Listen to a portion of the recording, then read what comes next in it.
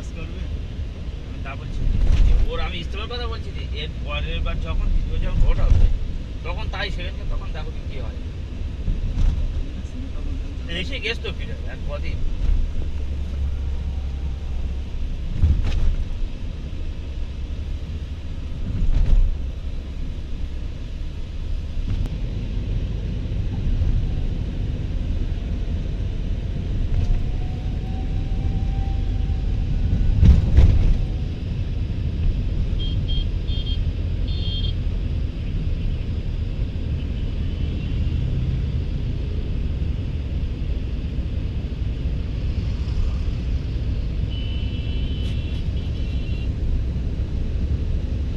ওই জায়গায় দাঁড়াবো তো এই যে দাঁড়া রাজাঘাট না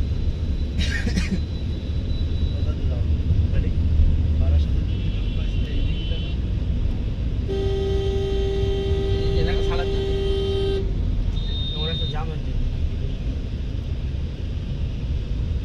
রাস্তাটা খুব ফাঁকা পাবো। জানা তাহলে চলো ফাঁকা বলে সেই রাস্তা তো দৌড় মারো